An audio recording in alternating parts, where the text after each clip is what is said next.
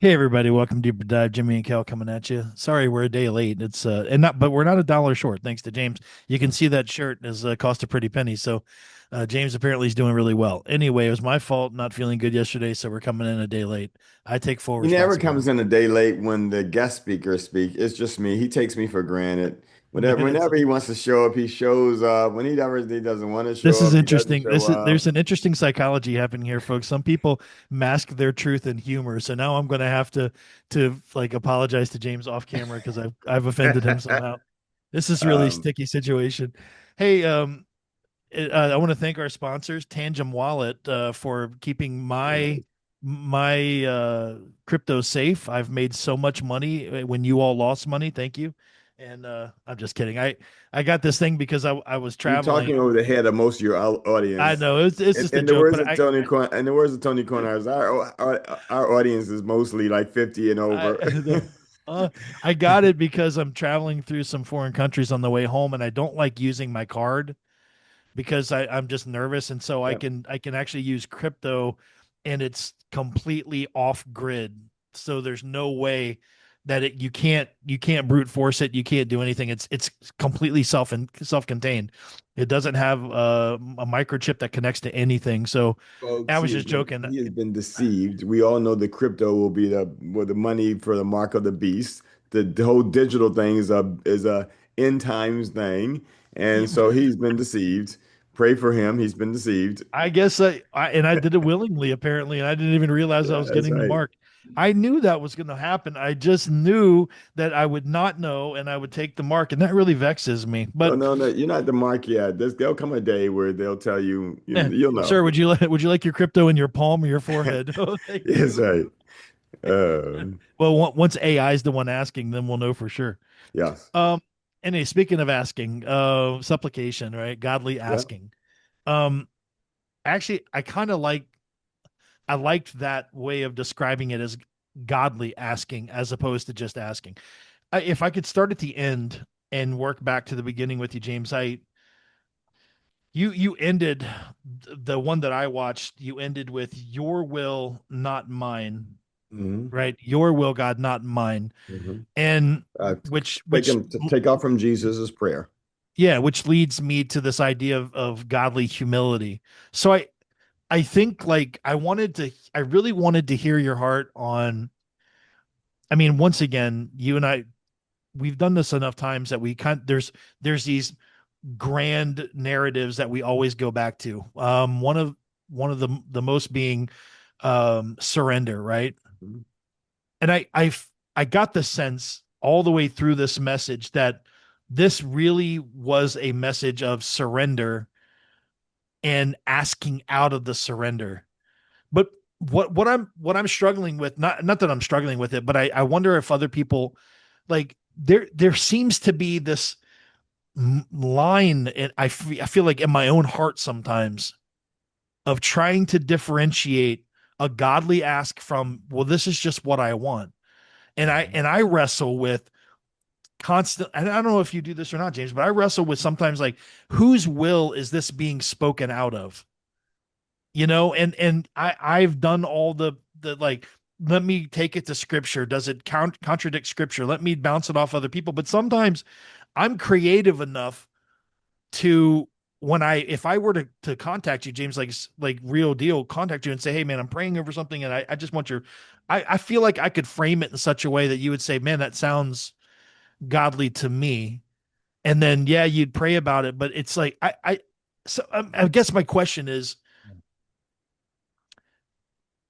how can we be real when Yeah. we're trying to ask out of God's in God's will and his in our humility, you know? I think motive matters. I think motive matters most. Can you unpack that Motive. just a little bit? What you mean? Here's what I mean. So let me give you a good. Let me give you I can just give you a good example from my life. There are times that I say, Lord, would you just grow your church? Would you just make us busting at the seams and I go into all that. And then there's another part of me that says, okay, James, are you saying that so that God gets the glory? Are you saying that so that people get saved? Are you just saying that so people go from darkness to light, from being eternally separated from Christ, or being to being eternally with Christ? Or are you saying that so that your name will be great? Why are you saying it? Why are you praying that way? So both things can be true.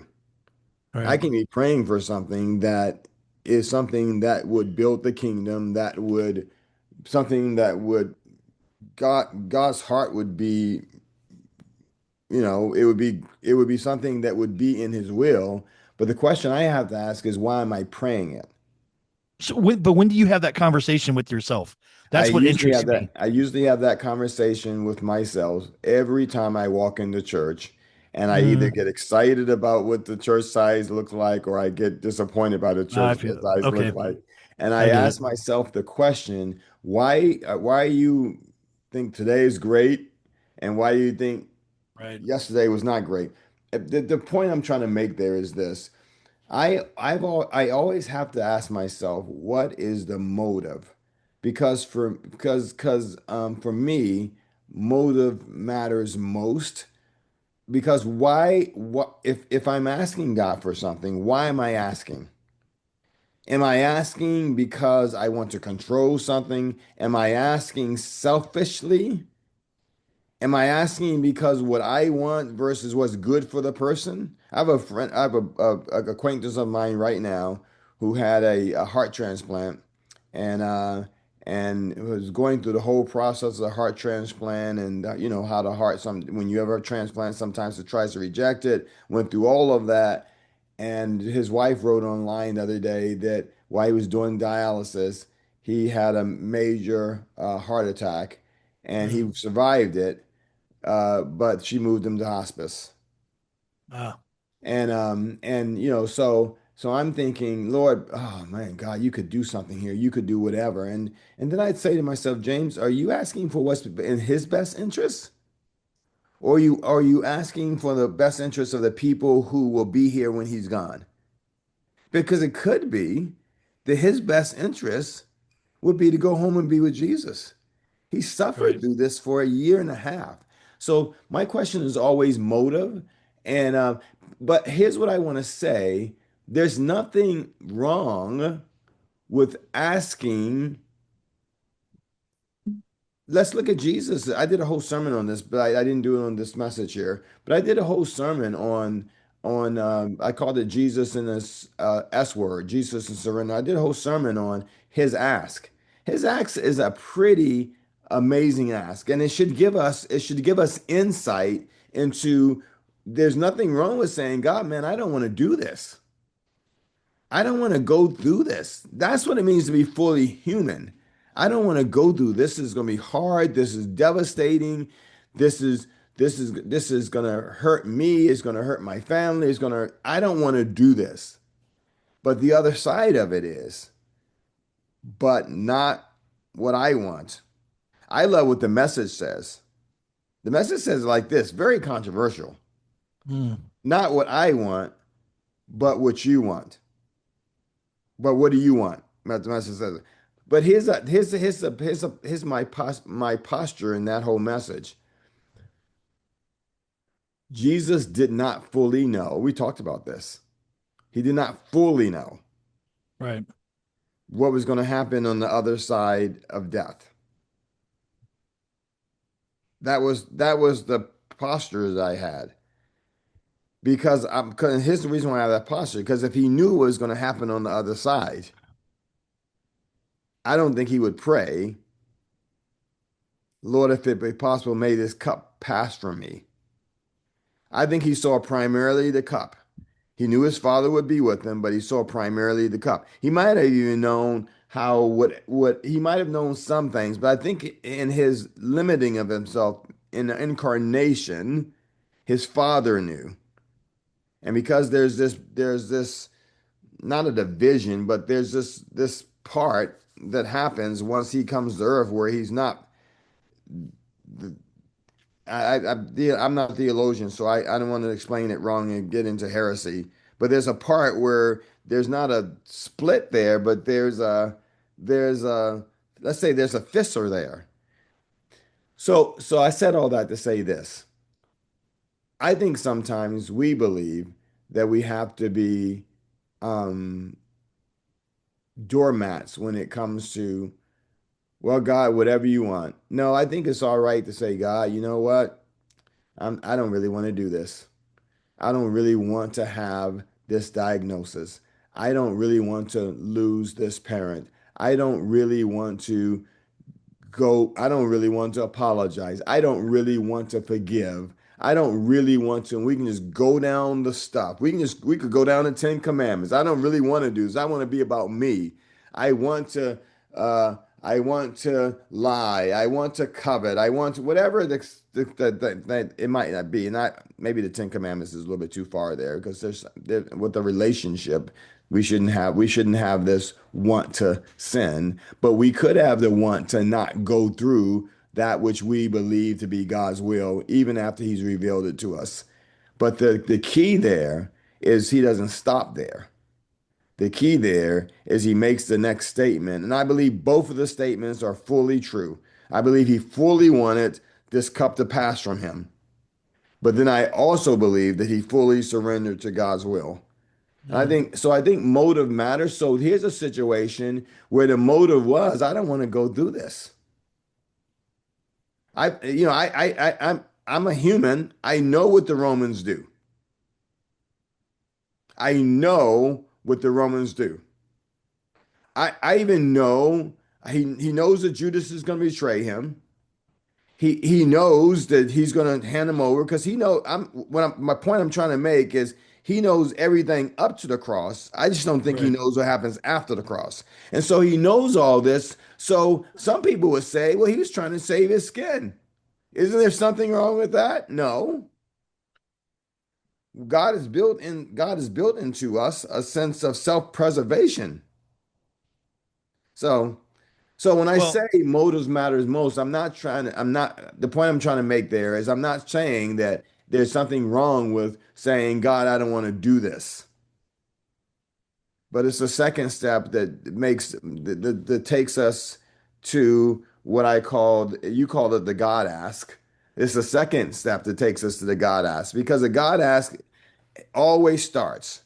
I love this. The prayer Jesus taught us to pray, it always starts with your kingdom come, your will be done on earth as it is in heaven.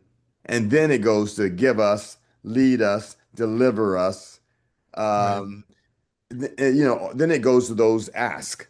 But it Well, starts with your it kingdom seems to come. me that the concept of the kingdom is just that. It's recognizing that all things eventually work to God's glory.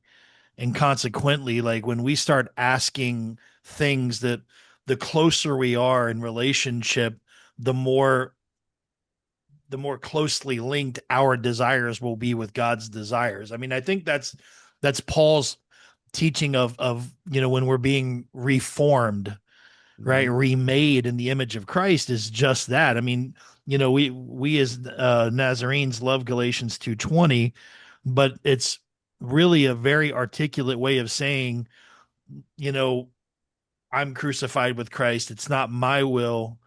It's his will. It's not anything you see that's good is of him, not of me, because I'm being transformed more like that. So I think the hard part for most people watching this would be like, well, I'm not Paul or I'm not a pastor. And sometimes, it I've had those feelings. I mean, we've kind of talked about this in other messages, but I've had those feelings of like, when my mom was passing away, right? You've dealt with this. When your father was passing away, you totally understand the dichotomy of, well, the son in me would love to see mom healed and up again to spend more time. The disciple in me says, I understand, however, that number one, she is faithfully secured in the arms of Christ one way or the other. And that she is not angry about moving from this life to eternal life to the next place because my mom longed for that at some point. Would she miss us? Of course, but she longed to be with Christ, honestly. And so like that part of me says that's the your will be done part. Hmm. So but I went through the hard part of saying, God, to be honest with you, I would love for you to heal my mom, but I understand if it's her time, and this is her healing is in heaven, which we like to talk about and believe, and I don't think it's a bad thing to say, but so I'm stuck on that line. You know what I mean? Like part of me is like crying out inside, like, God, please just give us a little more time. I'm half a world away. I can't be there to hold her hand. Like give Hmm. us a little bit more time. And James, I went to this place where I started like reliving the times that I let slip through my fingers, the Hmm. misses. And then I Hmm. started that made me question some of the other prayers I have. Like sometimes I found myself praying from a position of, man, I screwed this up so many times. Like, God, let's fix it this time, or let's Hmm. get this right this time, or what I'm saying? And it's like, it's a weird place to pray from. And then I find myself I know I'm talking in circles, but I think you Yep. get my point. Fine. I feel like I'm being the most human I have been with Mhm. with any of our discussions. I find myself sometimes, you know, praying around a situation that I'm trying to find a way to make it God's will, but it's something I really, really want because I somehow believe it, but I struggle with total release like Jesus did. Because your second point was wait with trust. Yeah. I find waiting to Release, be release most or difficult. resignation. Release or resignation. Well, I either call it way, resignation yeah. I because, mean, yeah, go ahead. okay. No, go ahead. I'm just thinking it through. Reason why I call it resignation is because sometimes I don't even release it. But sometimes I come to the conclusion, well, God, you're sovereign. And so I can want whatever I want to want.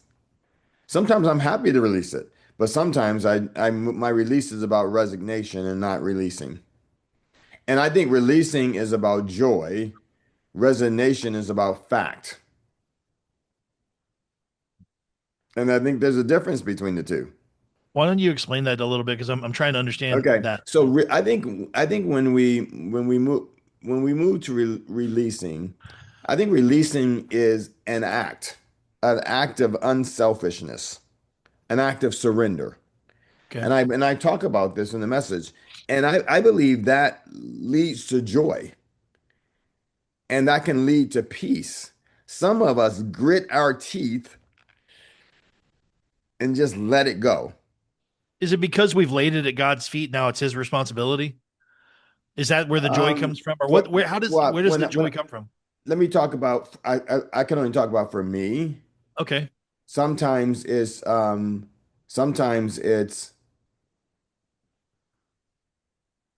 okay, God, you're sovereign. You know, because you hear me talk all the time that I'm I believe God is sovereign, but I can't stand the hard sovereignness Oh, yeah, I know what you mean. that basically take away any ability for humanity to act. So anyway, so when I grit my teeth, and let me be fair about this. There have been few things that I have gritted my teeth on and say, okay, God, whatever you want. Okay. Most of the time, God and I go through a struggle. I mean, I've told this story about Jasmine being born and being in the Mhm. hospital and think I was going to lose both Jasmine and Rose and God and I had this struggle and I finally said, okay, God, if that's what you want, I'll make it. You'll take care of me. I won't lose my mind. And that was a release. Okay. But here's what I will say to you.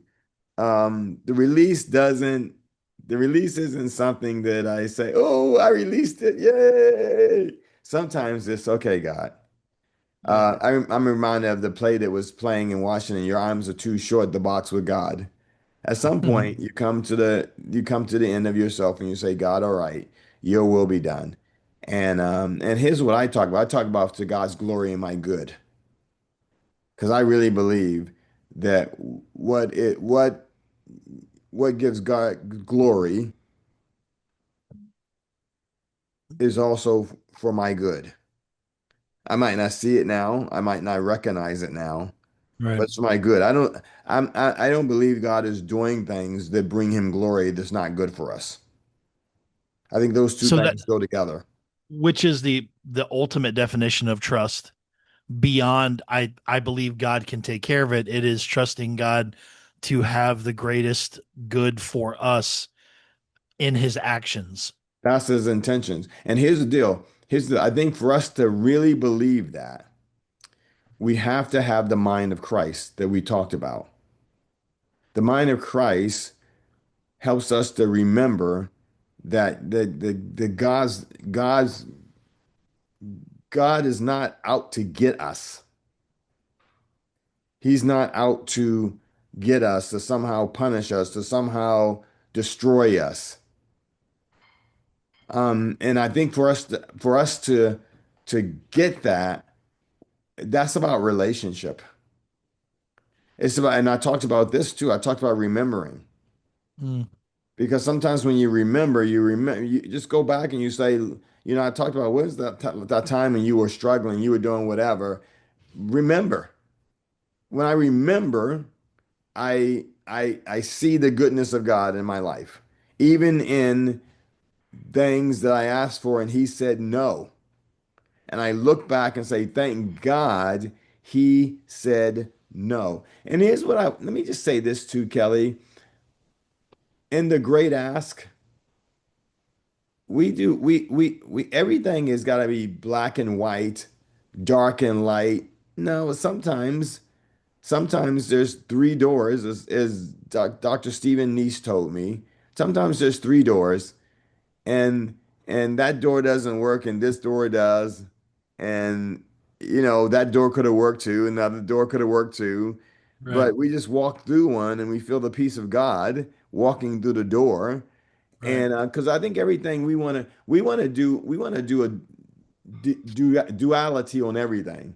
Everything is devil or God. Everything is bad or good. Everything is beneficial or destructive. And sometimes in life it's not like that. right, So even in the great ask, um, and in the surrender, sometimes it's not like that. Sometimes God is saying, "Hey, there's three doors here, but I feel like this is a door for you." And if you go through another door, it might not be his perfect will. Reba Bone used to say it's his permissive will, and you're not going to be destroyed by going through another door. Now, because sometimes he'll let you go to the door just so that you learn the lesson. There's right. something that he's trying to teach you there, but it's all for your good. Yeah, I agree. I mean, I fully agree with that, and I had never. I must confess that I've been in that camp sometimes of like when I feel like I've released something, I'm like there Yeah. released, and the reality of it is that's not. And I'm lying to myself most of the time. I've Hmm. just made a mental assent, like I'm gonna let God handle this, but I don't let it go, Yeah. and I No. never reach a place of resignation. I just like I still have a small tether. Well, here's the deal. I was listening online the other day, and they were talking about the person who releases things for a moment, and when the opportune time comes, they go back and pick it back up. Yeah, for And sure. I think I talked about this a couple of sermons ago. Sometimes, and especially with sin, right? Especially with the disobedience, we're going to say, "Okay, God, I release it to you. It's yours." Until Yeah, the opportune time to pick it back up again, and that's the reason why sometimes we never go down the road very far. But I also would say there's something about this too. There's something about releasing something to God and letting it go. We talked about the New York thing a number of times in our journey as on here, and I think the last time I released the New York thing, I was done. So somebody could call me tomorrow and say, all you whatever, whatever, and I would say, get lost. well, I guess there's multiple, what I'm Yeah, saying? and Like, it was the third time yeah, I let it go. And here's I would say this to you too. I think I alluded to this in my message. I would always have people say to me, "This is God's will for you." yeah, I love that. Like, This is God's will for you. These are good, and these were good meaning people. These weren't bad people. These were good, no, well-meaning people. And yeah, I listened to them, and it wasn't God's will for me. right. And I had to I find out the hard way it wasn't God's that's a will for me. that's a whole other discussion in and of itself. Is well-meaning people that are just convinced that Yeah. they've locked in on God's will for somebody else. I find that so So, interesting so sometimes. here's the deal. We talk about this all the time. How do we define God, discovering God's will? Well, His Holy Spirit speaks to us. We read His words, and we try to go to some people for wise counsel. I like to think that all those can line up, Yeah, I would agree with that. right? I mean, And there should and be some and alignment. and here's the question. The question was, when I was doing all of this stuff with that whole setup, was that about me or was that about God? Yeah, And that's where we go back to your original question. How do we how do we separate in the great ask, the bold ask, and the deep surrender? How do we separate? Is this about me in a selfish way? Somebody might say when Jesus said, "Let this cup pass from me," he maybe it was selfish, but my philosophy was the Godhead had already incarnated. right. It's the hard part had already been done. So from my perspective, it wasn't as much as selfish as it was just human to Yeah, say, man, I don't know about you, but I prefer not to be betrayed and beat and have my head stuck with crowns and be nailed up to a cross to suffocate to death. I mean, all things being considered, I prefer not that would not be yeah, the case for a person that's innocent. That's a key point there. right. The point that is innocent, the person that's innocent. Mm. Well, James, I want to stop that right here and come back on the next session because I do have I think I have an interesting topic to talk about that one. But that did answer a lot of the questions. I kind of wrote down when you were talking about that what I want to hear versus what I need to hear, Yeah.